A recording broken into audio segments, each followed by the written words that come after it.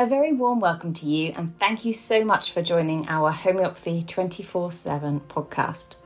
We are going to be speaking to an array of international guests who will share their knowledge and experiences of homeopathy with you.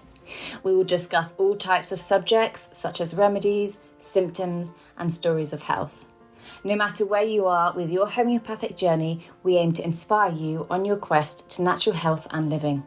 The podcast is brought to you by Mary Greensmith, the founder of Homeopathy 24/7, which is a global platform connecting you with a homeopath wherever you are in the world, 24 hours a day. So let's get started with today's chat. Please welcome Mary Greensmith. Hello, welcome. It's lovely to see you all. Thank you for joining us here on Homeopathy 24/7. And I'm really pleased to welcome Katie Emerson. Now, Katie is one of our homeopaths from Homeopathy 24/7, but she's going on a little bit of a challenge. Katie, welcome. Hello, thank you for having me today. It's so lovely to see you, and such a lovely background you've got there as well. Tell me a little bit about what's happening in November. Sure, I feel like the background is quite fitting considering I am going to be going to the Solomon Islands come November 16th. And it's called the Water Medicine Project. So it is a project that uses homeopathy on the islands, where the Solomon Islands themselves is fairly undeveloped. There isn't a lot of access. There are hospitals and there are traveling doctors and there's some on the islands, but a lot of people live quite remotely. And so they have really no access to any sort of healthcare. So essentially what we're going to do is we're with a church, I guess you could call it. It's called South Seas Evangelical Church, and they train missionaries, and these missionaries end up becoming the dispensers, the givers of the water medicine. So we teach them how to use the remedies, how to recognize symptoms, to match them with the remedies, and away they go. So yeah. Wow, that is just such a brilliant thing to be doing, and there's so much there that I want to ask you about it. So first of all, tell me about the Solomon Islands. I know that you are in New Zealand, and I believe the Solomon Islands are off to the east of Australia. Is that right? Yeah, exactly. I am going to speak from, I'm terrible at geography, so I actually had to look this up myself. But we're northwest. We're about 4,000 kilometers northwest of New Zealand is northwest of Solomon Islands. So not as far as Europe, but but definitely further from home. So I am the only Kiwi as far as Kiwi Canadian that's going on the trip. So I'm having to go a bit of a different route than everyone else. And I've been told that I'm going to be sitting on a 4-seater plane to go into the islands. So as you can see, just with that, the airport itself would be nothing like we would ever see normally. So the Solomon Islands are, I had to look up quite a bit of information about it because I didn't know a lot myself. There's about 74,000 people living on the islands. And it's actually 1,000 islands, like tiny little islands, but they're broken down into 9 main islands. And so I'm actually going to be going to Honiara, which is the capital. And that's where this South Seas Evangelical Church is based, like their base station is. And then they have their missionary pastors that use the water medicine that spread out across all the different areas. Okay. This is really fascinating. So first of all, you keep mentioning water medicine. So can you explain to me what you mean by water medicine and how that differs from homeopathy? Well, it doesn't differ from homeopathy. We know that we use homeopathy in water, not all the time. Some people take dry doses, but we do recommend water dosing. And that seems to be the easiest way in terms of making the medicines go further here. It's the way they have the medicines prepared. So a lot of the time, from what I understand, is things are dispensed in a little water bottle, and that's where people take their medicine from. And as the Solomon Islands is quite an underdeveloped island, they do speak English, but a lot of it is Melanesian Pidgin. So the language becomes quite simplified when you translate it to English. So that's kind of where water medicine came from, even though it is homeopathy. The other interesting aspect about that is it's not only known as the Water Medicine Project, but it's also called medicine by numbers. And you might think, well, why? So essentially, how it's done is there is like a little handbook that we give out as we're doing the teachings. And through there, it's like a materia medica, which to some of the viewers is basically like the Bible of homeopathy and all the remedies. And from there, they're identified by numbers. So I think arsenicum might be, oh, I know Bryonia is number 9. So we'll go with Bryonia is number 9. So we still want them to recognize the name Bryonia. But at the end of the day, all that matters is the symptoms that present itself for Bryonia. That's a number 9. And even with that, again, with the simplification of just that translation from the Pidgin language, I think, what is it called? Belly stop. I think they recognize constipation as belly stop. Yes. And so it's a belly stop remedy. As we know, there's a few of those, but Bryonia is number 9 in that regard. Okay, so from what I understand then, you're taking homeopathy, but you're taking the homeopathy and you're giving it to them with using different words. You're calling it something that they can relate to and understand. And then you're labeling each of the remedies with this number and using their words, which of course is really, really important, because with homeopathy, we go on words, don't we? We're understanding what people are saying. So if we were to give them the information in our usual English language, it wouldn't mean anything to them because their words don't translate to that. So it makes complete sense. Yeah, it's just working with kind of how they run things, how they speak. Of course, there are many people that are trained in English. English wouldn't necessarily always be their first language. So as we teach, we are going to be teaching in English, and we will be using, appropriate terms and whatnot. But as they go back to their communities, that's kind of when things shift a little bit with the language to suit the people that they're dealing with. Okay. Is this a new trip? Has this been done before? Well, there's quite a long history with it all. I think we're looking at 120 years now. So I'm going to see if I can get this right. The initial guy, his name was Dr. Northcote Deck, and he was a Christian missionary, doctor, photographer. Oh, he had a whole list of things. He was a jack of all trades. And obviously an explorer, right? He's going to an island that no white man had been to before. And so, he had to prepare himself in terms of his family's health. He was going there with his family. So as part of doing these mission trips, it's not uncommon for people to have to go do some medical, I think it's called the Missionary School of Medicine. And I believe it's out of Britain. And it was established by the Homeopathic Association in Britain. And so he had to train over there so that he could take care of his family. Yeah. As he goes over there, he finds that he's not only preaching with his Bible, but he's actually having to use these medicines himself amongst the communities and help out. So that's basically the inception of where that started. I think it was 1902.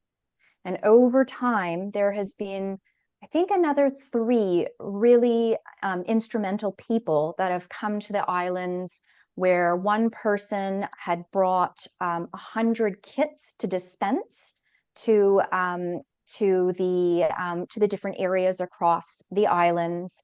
And then there was another lady who, although I don't know that she was teaching, but she was using homeopathy again as a nurse missionary, dealing with tropical diseases, which were unknown to her because she came from Europe. And then in the 1970s, another missionary came, and that's when she had convinced the British Homeopathic Association to give her the manuals that were used to train the homeopathic, or not even just the homeopathic doctors, the doctors that wanted to learn homeopathy. And from there, from what I understand, she was able to write the first manual for people. And up until I think up until this trip that we're going on, that will have been the same manual that'll have been used since the 1970s that had 51 remedies in it. So yeah, there's quite a long history. Where things kind of get a little bit different is there was a long period of time where no one was visiting, and what's the word that I'm looking for? Someone stepping into the church and becoming the treasurer of the church on the islands would hear about this water medicine. What is this? What is this? And at that point, no one was being trained. They were just kind of working off of their feet. So this is where he contacted Jane Lindsay, who runs the Aurum project, who had just moved to Australia. And after lots of emails back and forth, she finally was able to talk with him, and he came for a trip. And where things got a little bit funny is he was really unsure about what this was. What is this water medicine?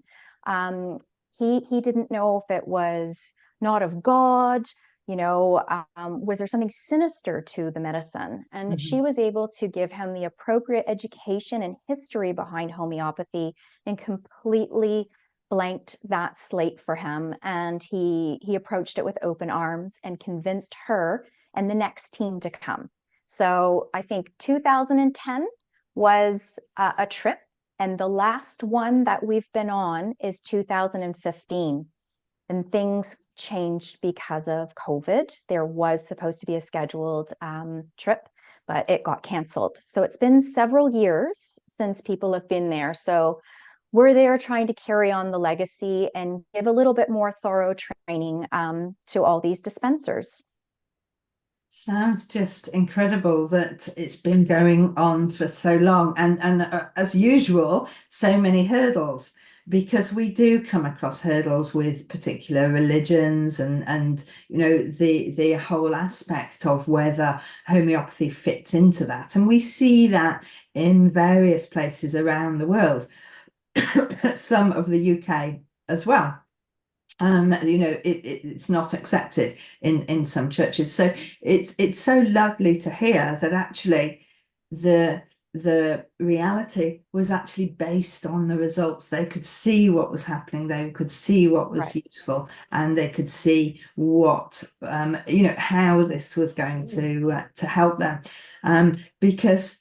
Because really, as we think about it now, and the more that we talk about homeopathy now, we realize that actually it's quite advanced medicine, isn't it? It works by a lot of principles that other medicines don't work by. So, we're bringing it into the 21st century effectively, by just learning about the science of what's happening.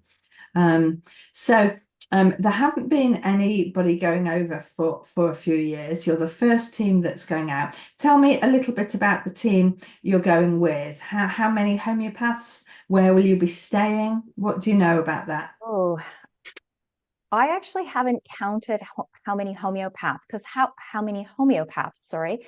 Our group is a little bit of everything. There are people that are contributing without actually going, and then there's people going. So I'd say by the gist of the group, there's 10 of us and maybe about 6 of us going. Okay. Most people are coming from Australia. Yeah, so there's the group that's actually going to do the teaching, but there are people that are contributing their time to updating the books, we've actually, I can't take any credit for this, but they've updated the kits as well. Gorgeous kits going out to them with medicated potencies. 150 will be distributed, if not more. So yeah, there's a handful of us going, but it may be a little bit of a surprise when I get there, because Of yeah, course. we're a little bit all over the place in terms of who's doing what. Uh-huh. And what was the other question? Sorry, Mary. I was just going to ask about what will you find when you get there? Are there places for you to stay? Are there shops where you can buy food? Well, I think that's a bit of an unknown to me at the moment, but I do know that the church has a location where we will be bunked. So that's fantastic. We have a nice place to stay within the community there. As far as food, I have actually heard, and I don't know how much truth there is to this, but if we don't catch fish that day, we're not eating dinner. So I've been told that I need to bring some great snacks inside my suitcase to ensure that if I'm hungry and things aren't going that way for us during the day, I have what I need. And that's absolutely fine. I think that's kind of an exciting bit of it. You don't know what's going to happen, what you're going to run into. So Yes. yeah. Yeah. Okay. So it's just interesting to understand, isn't it? How much they have got there, and why it's so needed. So we definitely would like to talk to you when you come back and share your experiences. But of course, all of this putting together costs money. And we know that we need to raise enough money to get you there, and to make sure there's enough money to pay for those medicines that you're taking. So I understand that you've put together a funding link that we can share with our audience, just because what you're doing is such a great way, and this is how homeopathy should be shared around the world by everybody that can possibly help in any way, shape, or form. So I'll share the link that directly links to funding for me personally, but there is a general link for the entire project. So any contribution either way, everybody will be grateful for. And I know it's hard times right now, so if all you can do is share it, that would be greatly appreciated as well. I think it's so important that everybody knows that these missionary expeditions are still in process. They're going on and they are helping people, the people that really need help. Have you had to do any extra training with what you're likely to find health-wise? No, but we've got a resource pack where we've shared amongst each other. A few of us have purchased some books just to kind of like Homeopathy Without Borders or Doctors Without Borders type books to get a feel of, if we're in a situation like that, what can we count on? Where can we go? We haven't specifically talked yet about the diseases that we may run in and see. However, I've done a little bit of looking myself, and it's your typical tropical diseases like dengue, malaria.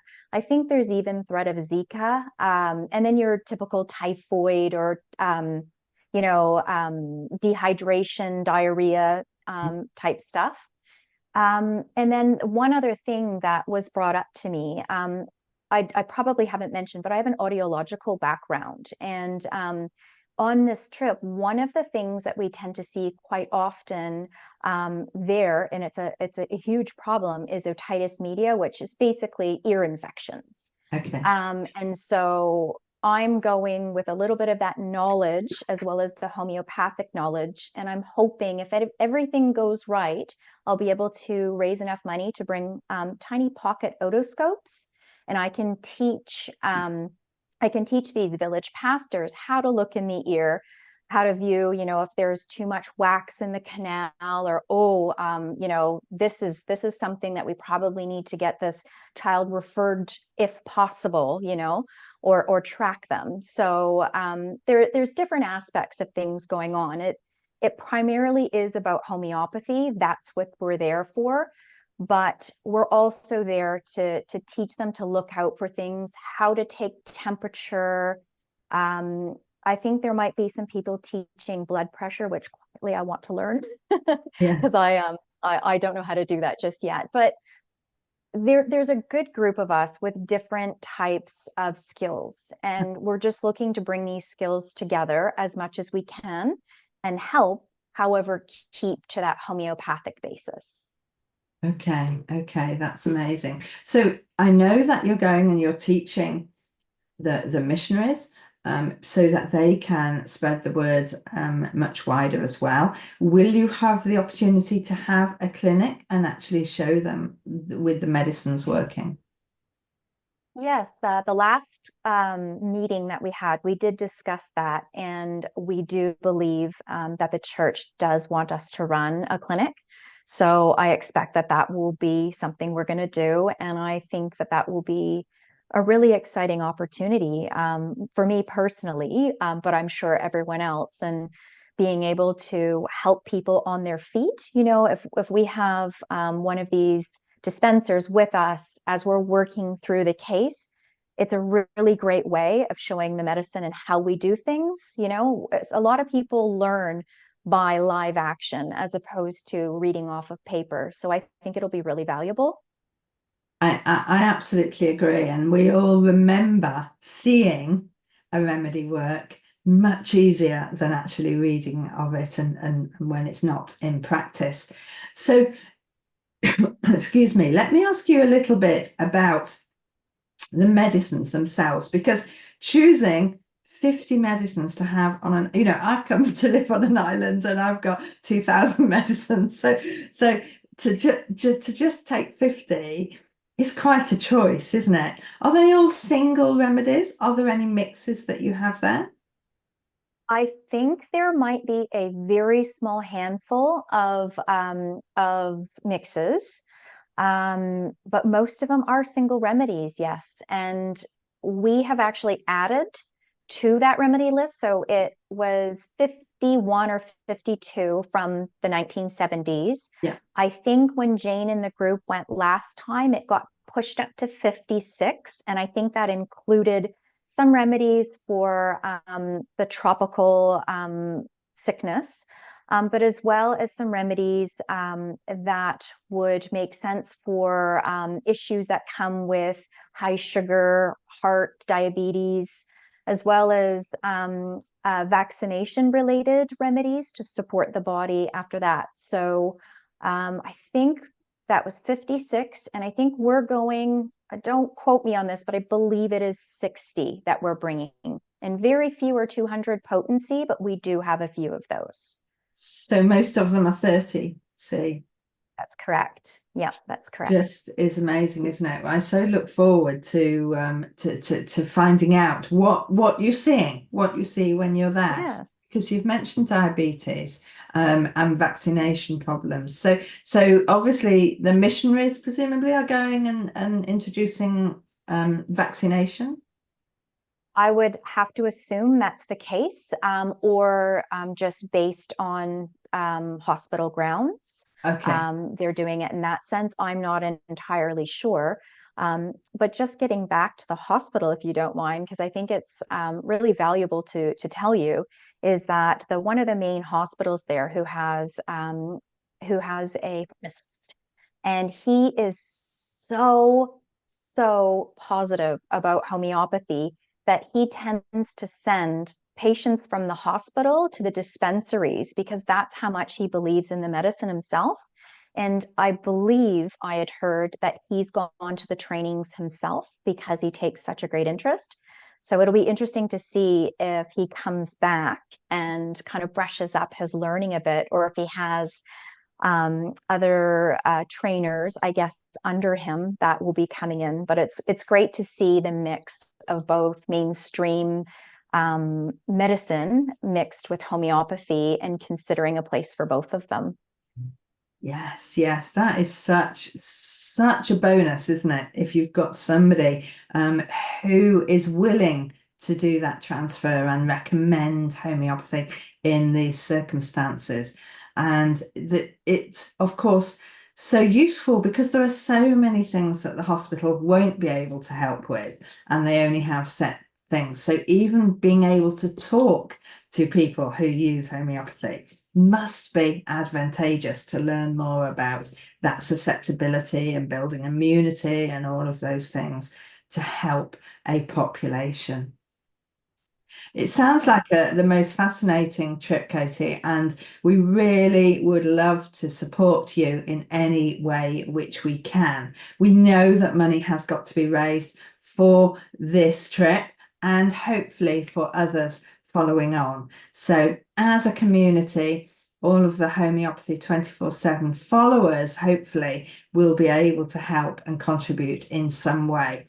But what I'd also like to do, if it's okay, is give them a link so that they can contact you and ask questions and perhaps have a little bit more information for them to share in their groups and followings themselves, in order to spread the word and tell people about what you're doing. Because for me, this is about what homeopathy is all about. It's helping the people that really, really need it, need something, need a cheap medicine so that they can be well, be healthy, improve their immunity. And of course, have something to take when things don't quite go to plan. Right, right. Yeah, of course. Anybody's more than welcome to contact me.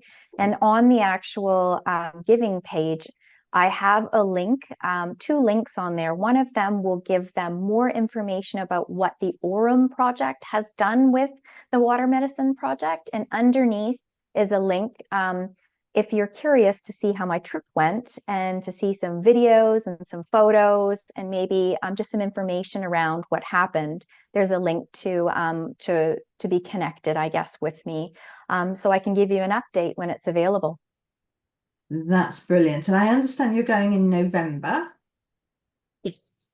So we would love to invite you back after that as well. And I'm just thinking it might be really useful for people to see perhaps those 50 or 60 remedies that you are choosing. Because for me, even in the kits that we produce, the Homeopathy 24/7, we have a 50 kit, and then we have 100 kit, another 50 remedies that are just put together, the remedies that we use most. So I'm really, really interested in what you find and which remedies you're going to be using a lot of, and obviously teaching with that. So it's such an interesting area of homeopathy. I think we do need to know more about it. So I do hope that you can come back and explain that as well. It's been just fantastic talking to you and learning more about what you're doing. And I do hope that you will go back in the future, because it is something that I would love to join you with. But we wish you all the best. Oh, thank you so much. And thank you so much for helping me raise awareness around all of this. I think it's really, really important to get the message out there. Yeah, thank you. Fantastic. So if you have a question for Katie, please do put it in the comments, let us know, and we'll forward that to the group and bring you as much information on how this all goes in November. Thank you very much for coming and listening to us today, and we look forward to seeing you again next week. Thank you. Bye. Thank you so much, Katie, for coming on and talking to us about the water project. It is such an interesting thing that you're doing, and I look forward to hearing about your experience, and hopefully you'll come back and join us when you have been. So please do click on the links below and find out how you can help Katie. It's really, really important that we just help share homeopathy with the people that really need it. And the links are below so that you can get involved. Please do, if you possibly can.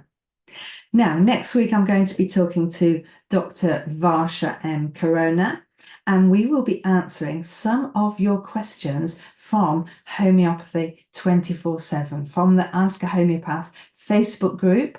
and we'll be covering topics such as the difference between the potency and dosing of acute and chronic prescribing, and whether taking remedies for longer period of time, what we do with that, and all of those unexplained questions, the questions that have difficult answers. That's what we are talking about next week. I look forward to welcoming you and speaking with you then. Take care. I do hope you've enjoyed these episodes, and I do hope you can subscribe to our channels. Now, there are various ways for you to listen to our podcast or watch it on video on YouTube. So whether it's iTunes, Spotify, or YouTube, please do subscribe and please do leave us a review. If you leave us a review on these platforms, then more people will see our podcast. We just want more people to share the joy of homeopathy. It's a choice that everybody should know about. Please do everything you can to help us help more people.